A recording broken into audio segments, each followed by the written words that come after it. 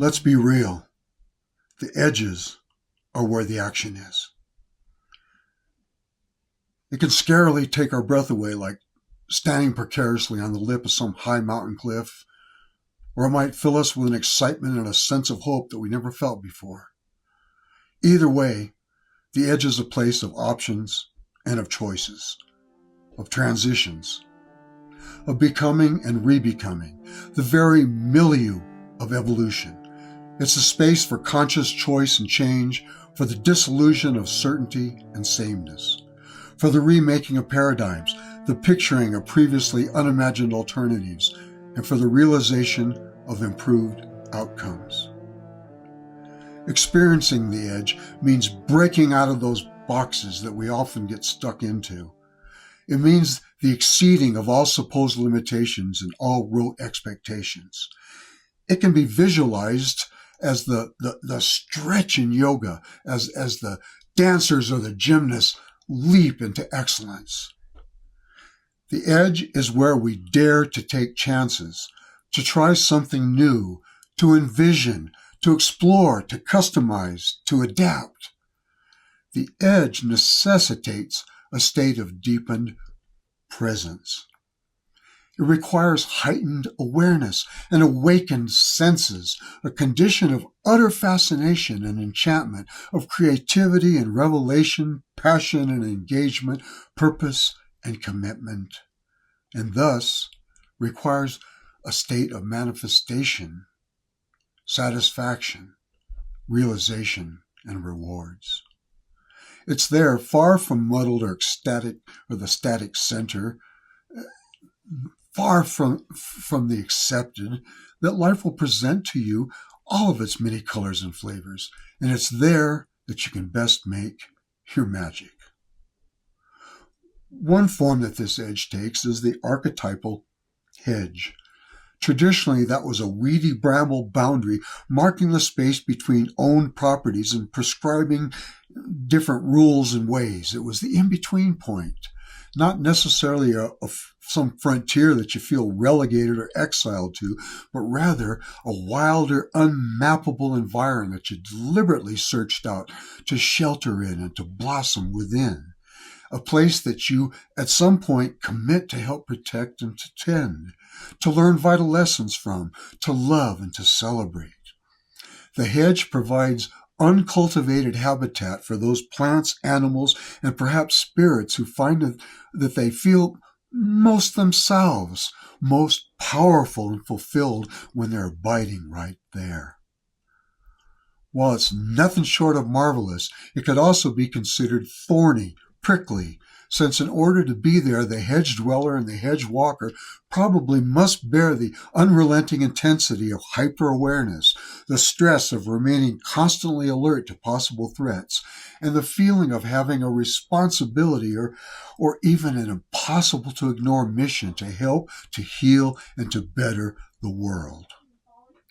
It is nonetheless a destination that many a plant healer has chosen on their different paths of meaning and purpose.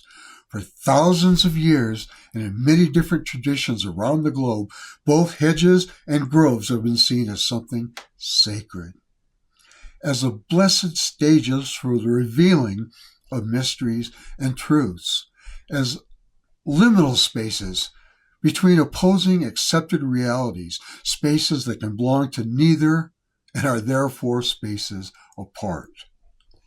The hedge is, in fact, where the earth and the skies, where civilization and wilderness, biota and spirit, the past and the future, all face and meet. It's a bridge that we can stand upon and shelter beneath, linking whole dimensions and worlds. And it's not just a place for our safe respite or some novel setting for our unfolding personal tales. It's more than that. It's a means, a conduit, a vehicle that imparts motion to our aims and our dreams. Witchy healers have been called hedge riders for the ways in which they've used the plant-lined hedges in the most hidden forests as virtual launching pads for the wanderings of their consciousness and as flights towards their destinies and their goals. Even a single visit to their woody domain can help shift us from what was to what can be, shredding our understandable reluctance, providing updrafts that fill our wings and propel us forward. But there's also another kind of edge that we're not near as likely to intentionally seek out anyway. One that has its own challenges and, of course, its own benefits. As we as a species get ever more conditioned to the fake and the pharmaceutical, as we get more and more used to living largely online and apart from nature and the elements, all the once normalized arts of plant medicine and of natural living will tend to be pushed out to the edges of what's accepted by society. We are now in an age when it can be considered edgy, believe it or not, just to treat your ailment with herbs and dietary changes, edgy to grow a garden or to wildcraft, edgy to conserve habit, to homeschool your children, to seek self-sufficiency, or to help build an alternative culture and community. Imagine that. Folk herbalism, empowered, unregistered, unapproved, sometimes illegal, thrives at the far earthy edges of modern healthcare. What was once in every single culture in every country the treasured use of plant medicine, the much valued tending of self, family, and community, has over the past 70 plus years often been marginalized, impugned as being inconsequential, undependable, and sometimes considered downright dangerous alternative medicine.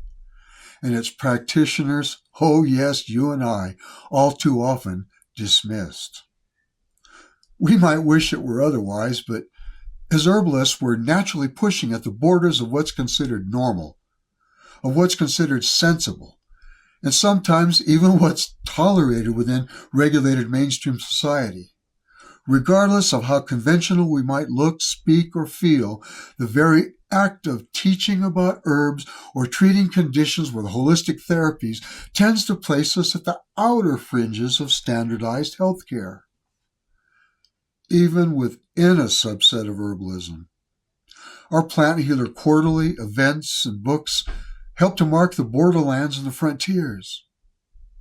Over the years, the annual Good Medicine Confluence has presented leading thinkers, teachers, and healers in the field of plant medicine, both practical classes and wild celebration that has welcomed non-professionals and laymen alike, caring mothers looking to treat their children's ailments, kitchen witches making plant medicine in their kitchen sinks, the unaffiliated and those alienated by the exclusivity or the formalities of more conventional educational opportunities.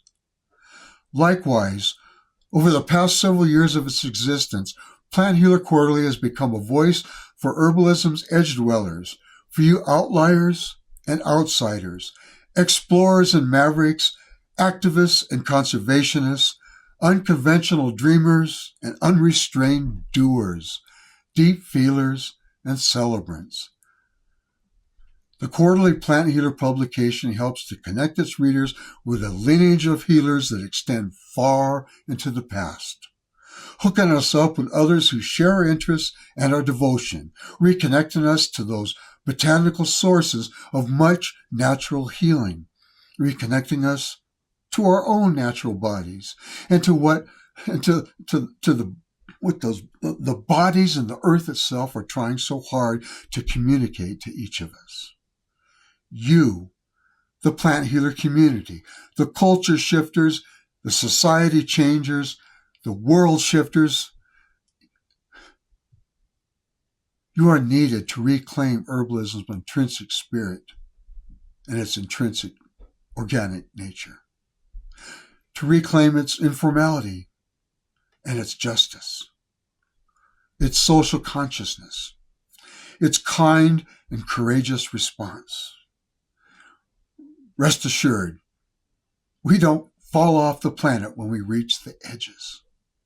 In fact, it's there on the edge that we inhabit and then embody a place of discovery and risk, of transformation and fulfillment.